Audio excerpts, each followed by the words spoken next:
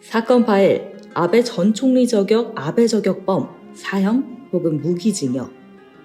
아키하바라 도리마 사건이라고 불리는 일본 도쿄 아키하바라 무차별 살상 사건을 기억하실 겁니다.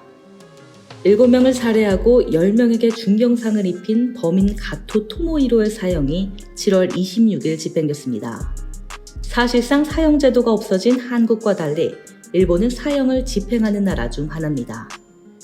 처형당한 가토 토모히로는 2008년 6월 생활이 피곤해서 삶에 지쳐서라는 이유로 2톤 트럭을 몰고 횡단보도에 돌진해 사람들을 친 뒤 서바이벌 라이프로 지나가는 행인들을 마구 찔러 7명 사망, 10명 부상이라는 충격적인 사건을 일으켰습니다. 이번 가토의 처형은 작년 12월 이후 기시다 후미오 정권에서 두 번째입니다. 그럼 아베 전 총리 1명을 살해한 저격범 야마가미 대치아는 어떨까요? 지난 22일 일본 정부는 참의원 선거 응원 연설 도중 총격을 당해 사망한 아베 전 총리의 국장을 결정했습니다. 찬반 양론이 있고 또 사건을 계기로 자민당과 통일교회의 관계에 대해 비판하는 여론이 거세지는 시기에 가토의 사형 집행은 의미심장합니다. 가토의 범행이 일본을 들썩이게 한 사건이었던 만큼 국민의 관심사를 그쪽으로 돌리려는 정권의 의도가 작용했다는 시선도 있습니다.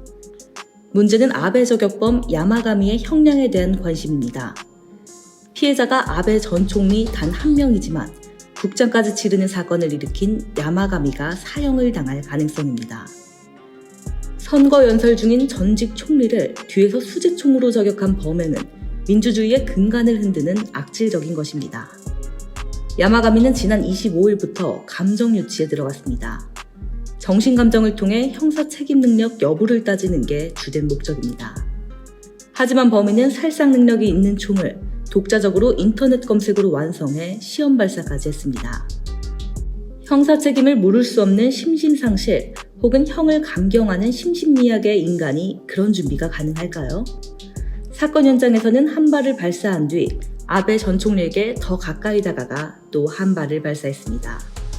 확실히 표적을 살해하기 위한 명확한 의도와 판단이 있었습니다. 형사 책임 능력은 반드시 인정될 것으로 보입니다. 물론 어머니가 재산을 헌납한 통일교회와 관련, 부모가 종교에 경도한 자녀의 정신상태에 대한 참작은 있겠지만 큰 변수는 되지 않을 듯합니다. 과연 전직 총리지만 피해자가 1명인 이 사건에서 일본 사법부는 사형을 선고할까요? 살해된 피해자가 1명이라도 사형당한 사건은 있습니다. 일본에서 일반인이 배심원으로 참여하는 재판원 제도가 도입된 2009년 이후 피해자가 1명이라도 1심 재판에서 사형 판결이 선고된 경우는 4건 있었습니다. 2009년 도쿄 미나미 아오야마 강도 살인사건과 치바 여대생 살해 방화 사건, 2011년 오카야마 전 동료 살해 사건, 2014년 고베 여아 살해 사건입니다. 모두 악랄한 범죄였지만 오카야마 전 동료 살해 사건을 제외한 나머지 3사건은 항소심에서 무기징역으로 감형됩니다. 오카야마 사건 역시 피고인 스스로 항소를 취하해 사형이 확정된 경우였습니다. 이후에도 피해자가 1명이지만 검찰이 사형을 구형한 형사재판도 있긴 합니다. 2017년 초등학교 후원회 회장이 그 학교에 다니는 베트남 국적의 3학년 여학생을 살해한 사건입니다. 검찰이 사형을 구형하고 극형을 바라는 117만 명의 서명이 접수됐지만 결론은 사형이 아닌 무기징역이었습니다. 결론적으로 일본의 사법부는 재판원 제도 등과 관계없이 살해된 피해자가 1명이면 사형에 처하지 않는다는 것이 관례로 보입니다. 그러면 아베 전 총리를 저격한 야마가미의 형량은 어떨까요? 일본의 사법 전문가는 국장이 결정되긴 했지만 야마가미에게 사형 선고가 내려지는 일은 없을 것으로 본다고 전망했습니다. 만약 사형이 선고되면 이례적인 것은 물론 일본 형사사법의 역사를 바꿔놓게 된다는 것입니다. 그는 이렇게 덧붙였습니다.